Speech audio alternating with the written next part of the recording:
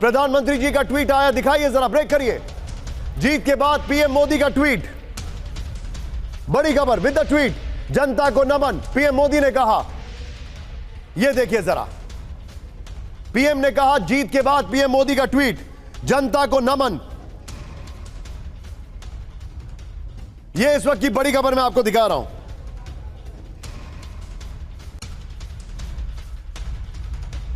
प्रधानमंत्री का पहला ट्वीट आया है और प्रधानमंत्री ने जो ट्वीट किया है 1 मिनट पहले मैं बताता हूं उसमें क्या लिखा है।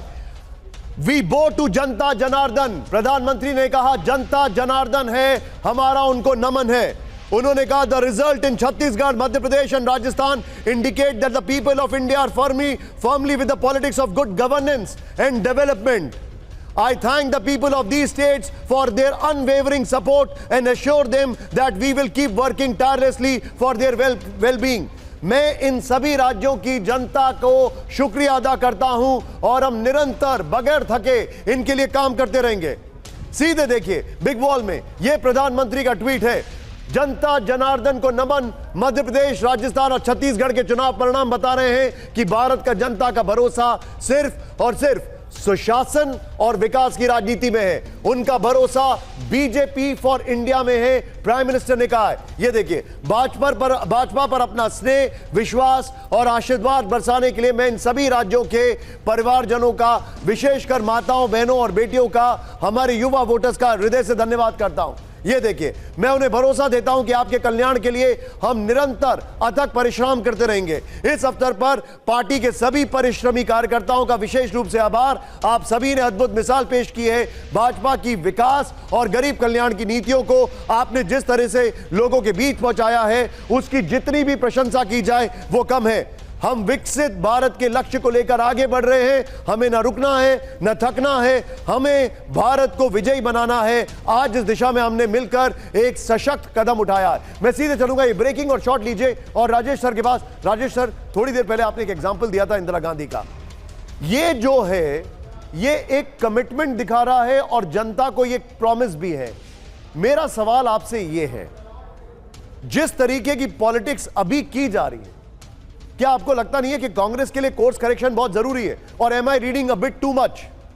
नहीं, आप बिल्कुल ठीक कह रहे हैं। इसमें तो कोई, ये तो हाथ कंगन को आरसी क्या, पढ़े लिखे को फारसी क्या, ये तो सूरज के रोशनी की तरह साफ है कि प्रधानमंत्री नरेंद्र मोदी का मैसेज वो गांव के आदिवासियों और दूर दराज इलाकों तक पहुंचा है। इसको कोई किसी तरह से, किसी मुलम्मे में चढ़ा के किसी और तरह से पेश नहीं किया जा सकता है। और कांग्रेस को कोर्स करेक्शन करना होगा, ये भी ठीक है। एक बात यहाँ पर आप, जो उनका ट्वीट है प्रधानमंत्री का, उसमें देखिए, सुशासन और विकास की राजनीति सिर्फ और सिर्फ उस पर भरोसा करती है भारत की जनता, ये प्रधानमंत्री ने कहा। इसमें कहीं आपको न तो तुष्टीकरण का जिक्र मिलेगा, न किसी और मुद्दे का जो चुनाव की सभाओं में इस्तेमाल करते हैं। तो प्रधानमंत्री बहुत स्पष्ट हैं, जीत के बाद उनका क्या कोर्स रहेगा ये उनको मालूम है। उनका मैसेज आदिवासियों तक कैसे पहुंचा, क्योंकि अभी आपने दिखाया था कि मैं चाहूंगा वो डेटा भी दिखाइए जरा। हाँ, वो डेटा दिखाया था। आप ये कल्पना कीजिए कि दूर दराज के गांवों में जब टेलीविजन के पर्दे पर द्रौपदी मुर्मू, राष्ट्रपति का चेहरा एक आदिवासी महिला देखती होगी और उसके साथ उस तक मैसेज पहुंचता होगा कि ये सिर्फ मुमकिन हुआ है प्रधानमंत्री नरेंद्र मोदी की वजह से, तो सीधा कनेक्ट है। अब चुनौती आती है सामने, जो मोदी की गारंटी, 3 शब्द बड़े प्रचलित हो रहे हैं, इस गारंटी को कैसे पूरा करेंगे? क्योंकि छत्तीसगढ़ में इतने समय से हसदेव अरण्य को बचाने के लिए आंदोलन आदिवासी कर रहे हैं, सीआरपीएफ कैंप को हटाने के लिए आदिवासी आंदोलन कर रहे हैं, और जो पिछली गलतियां हुई थी, थोड़ा सा रोकूंगा, माफी चाह रहा हूं, मैं अपने पीसीआर से एक रिक्वेस्ट करूंगा, वो आदिवासी वाला डेटा और पीएम का ट्वीट यहां पर बीच में दिखाइएगा मेरे और राजेश सर के साथ। Sir please go ahead.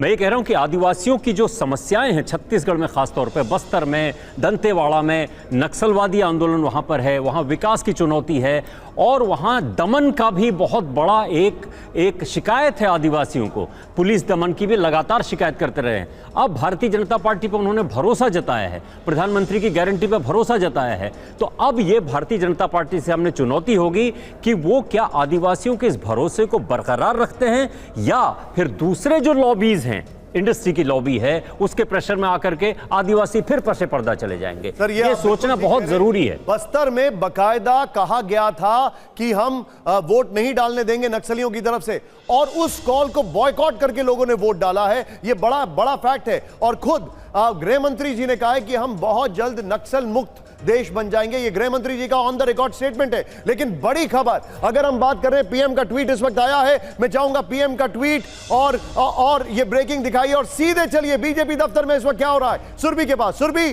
PM का इंतजार और उससे पहले प्रधानमंत्री का ट्वीट आ चुका है, आभार व्यक्त किया है, वहां का कलर्स दिखाइए जरा। बिल्कुल, ना रुकना है ना थकना है, ये भले ही पीएम के ट्वीट में लिखा गया हो, लेकिन यहाँ पर कार्यकर्ता भी यही कह रहे हैं। इसीलिए दूर दूर से लोग यहाँ पर आ रहे हैं। कहाँ से आई है, कैसे आज की इस जीत?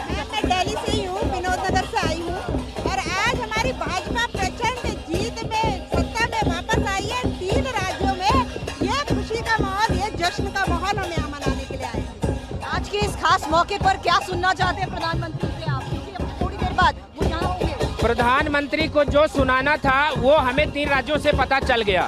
हम मोदी जी के स्वागत के लिए यहाँ खड़े हैं। मोदी जी का मतलब हुआ कि जीत की गारंटी, और जीत की गारंटी जनता को इतना विश्वास है कि 2014 से अब तक जो मोदी जी कर रहे हैं, ठीक है तो भरोसा है